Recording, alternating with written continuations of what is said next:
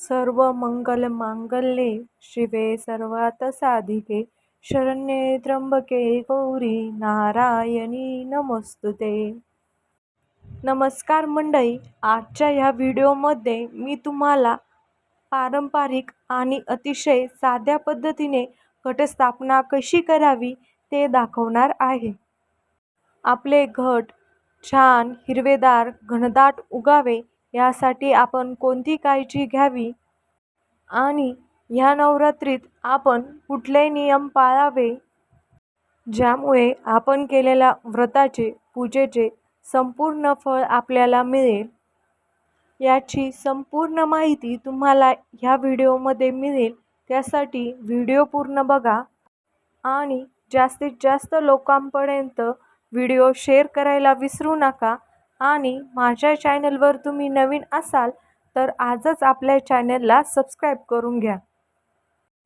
चला लगेच सुरुवात करूया. यावर्षी शारदीय नवरात्र उत्सवाला सुरुवात ही 22 सप्टेंबर 2025 रोजी होत आहे आणि 1 ऑक्टोबर बुधवारपर्यंत हा नवरात्र उत्सव चालणार आहे आणि गुरुवारी 2 तारखेला आहे दसरा. घटस्थापना कशी करायची ते तर आपण ह्या व्हिडिओमध्ये बघणारच आहोत, पण त्या अगोदर आपल्याला घटस्थापन करण्या अगोदर आपल्या संपूर्ण घराची साफसफाई करून घ्यायची आहे. देवीला स्वच्छता अत्यंत प्रिय आहे, त्यामुळे आपल्या घराची स्वच्छता करणे खूप महत्त्वाचे आहे. त्याचबरोबर आपल्याला घट बसवण्या अगोदर त्या जागेवरती आणि संपूर्ण घरामध्ये गोमूत्र शिंपडून घ्यायचे आहे, कारण त्यामुळे आपल्या घराची आणि घट बसवणाऱ्या जागेची शुद्धता होते असे मानले जाते. तर प्रतिपदेच्या दिवशी सकाळी लवकर उठून स्वच्छ स्नान करून स्वच्छ कपडे परिधान करावे, रोजची देवाची नित्यपूजा करावी आणि घटस्थापनेसाठी लागणारे सर्व साहित्य घेऊन बसावे. त्यामुळे घटस्थापना करताना आपल्याला तीनदा उठावे लागणार नाही. घटस्थापना करताना आपल्याला काळजी घ्यायची आहे की आपले तोंड पूर्व दिशेस येईल. दक्षिण दिशेस तोंड करून बसू नये. सर्वप्रथम कपाळी हळदी कुंकू लावावे. पुरुषांनी चंदनाचा टिळा लावावा. पूजेला बसण्यासाठी आसन घ्यावे व आसनावर व पूजेच्या साहित्यावर एका फुलाने पाणी शिंपडून घ्यावे, ज्याने त्या जागेची व सर्व साहित्याची शुद्धता होते. आज घटस्थापना आपण एकदम साध्या सोप्या पद्धतीने करणार आहोत. फक्त शुद्ध अंतःकरणाने व मनोभावे पूजा केली तर ती देवापर्यंत नक्की पोचते. देवी आई आपल्या मनातील भाव जाणते, त्यामुळे मनामध्ये भाव ठेवून आपण कोणतीही सेवा करावी. त्यामुळे ही देवीची सेवा आपण यथाशक्ती यथाभक्ती करणार आहोत. आपलं मन किती स्वच्छ आहे, आपण किती मनोभावे पूजा करतो, हे सगळ्यात जास्त महत्त्वाचे आहे. सर्वात आधी आपण बघणार आहोत अखंड दिवा कसा लावायचा ते. अखंड दिवा लावण्यासाठी आपल्याला अष्टकमल काढून घ्यायचे आहे आणि त्यावर आपल्याला अखंड दिवा लावायचा आहे. कारण ह्या नवरात्री उत्सवामध्ये घटाला जेवढे महत्त्व आहे तेवढेच महत्त्व अखंड दिव्यालाही आहे. अखंड दिव्यासाठी लांब आणि दुहेरी वात घ्यावी, सिंगल वात लावू नये. आपण लावणारा हा अखंड दिवा जर तुपाचा असेल तर तो घटाच्या उजव्या बाजूस ठेवावा आणि हा अखंड दिवा जर तेलाचा असेल तर तो घटाच्या डाव्या बाजूस ठेवावा. त्याचबरोबर आपल्याला दिव्याला हळदी कुंकू वाहून दिव्याला नमस्कार करायचा आहे आणि घटस्थापनेला आपण घेणार आहोत मातीचं पराळ, कारण आमच्याकडे यात घट बसवण्याची परंपरा आहे. तर काही जणांकडे टोपलीमध्ये किंवा केळीच्या पानावरती घट बसवले जातात. तुमच्याकडे ज्यामध्ये घट बसवण्याची परंपरा आहे तुम्ही त्यामध्ये घट बसवू शकता. फराळामध्ये आपल्याला रानातली काळी माती पसरून घ्यायची आहे. पण ही माती घटासाठी देवासाठी आपण वापरतोय त्यामुळे ह्या मातीला वावरी असे म्हणतात. तर काही ठिकाणी या वावरीला वेदिका असेही म्हटले जाते. सुरुवातीला आपल्याला मातीचा थर एकदम जाडसर द्यायचा आहे आणि त्याच्या मधोमध आपल्याला मातीचा एक घट ठेवायचा आहे जो बाजारामध्ये आपल्याला सहज उपलब्ध होतो. हा घट आपल्याला स्वच्छ पाण्याने धुवून घ्यायचा आहे आणि त्यावरती हळदी कुंकाचे 5-5 रेषा आपल्याला ओढायच्या आहे.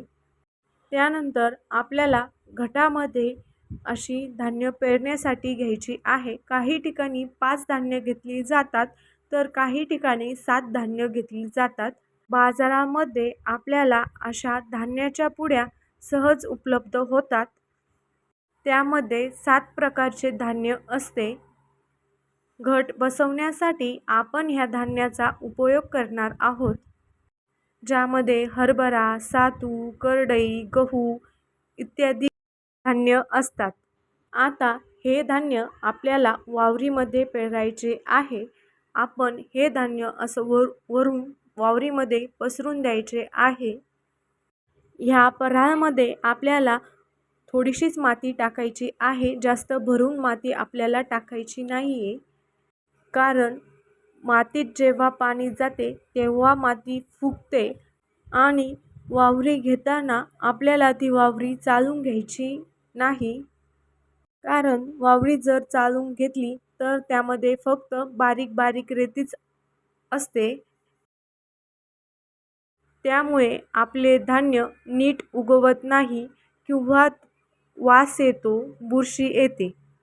धान्य पेरून झाल्यावर त्यावरती आपल्याला मातीचा थर द्यायचा आहे आणि त्यावर पुन्हा थोडेसे धान्य आपल्याला पेरायचे आहे. धान्य पेरून झाल्यावर आपल्याला त्यावर मातीचा घट बसवायचा आहे. त्या घटामध्ये आपल्याला हळकुंड, 1 रुपयाचे नाणे, सुपारी टाकायचे आहे. त्याचबरोबर त्या पाण्यामध्ये आपल्याला हळदी कुंकू अर्पण करायचे आहे. त्यानंतर त्यामध्ये आपल्याला 5 नागिनीची पाने मांडायची आहे आणि त्यानंतर आपल्याला हा घट आपण पेरलेल्या धान्यामध्ये स्थापित करायचा आहे. त्याचबरोबर नवरात्रीच्या पहिल्या दिवशी आपल्याला घटाला नागिनीच्या पाण्याची माळ घालायची आहे. त्याचबरोबर आपण मांडलेल्या ह्या घटाला आपल्याला लाल धागा बांधून घ्यायचा आहे. आपले धन चांगले घनदाट हिरवे यावे यासाठी आपण पाणी किती हेही खूप महत्त्वाचे आहे. अगदीच तांब्याने किंवा ग्लासाने आपल्याला पाणी ओतायचे नाही. फक्त आपल्याला वरून थोडे थोडेसे पाणी शिंपडायचे आहे. घटाला पाणी जास्त झाले तर त्याचा चिखल होतो आणि धान्य कुजते. त्यामुळे आपले धन चांगले उगवत नाही. त्याचबरोबर आपल्याला आपले देव्हाऱ्यातील देव घटी बसवायचे आहे. काही ठिकाणी देव्हाऱ्यातील सर्व टाक हे घटी बसवले जातात तर काही ठिकाणी फक्त देवीचे टाक नवरात्रीमध्ये घटी बसवले जातात. तर काही ठिकाणी नवरात्रीमध्ये घटासोबत कलशही स्थापन केला जातो. तर काही ठिकाणी घटावरती देव घटी बसवले जातात. तुमच्याकडे असलेल्या परंपरेनुसार तुम्ही याची स्थापना करू शकता. आपली सर्व पूजा झाल्यावर प्रथम तुम्ही गणपतीची आरती करावी व त्यानंतर दुर्गे दुर्गटभारी ही देवीची आरती करावी. तुम्ही पण ह्यावर्षी ह्याप्रमाणे घटस्थापना करून जास्तीत जास्त देवीची सेवा करावी. तुम्ही केलेल्या सेवेचे व्रताचे फळ तुम्हाला नक्कीच मिळेल. तुम्हाला आजचा हा व्हिडिओ कसा वाटला हे मला कमेंट करून सांगा आणि जास्तीत जास्त लोकांपर्यंत व्हिडिओ शेअर करा.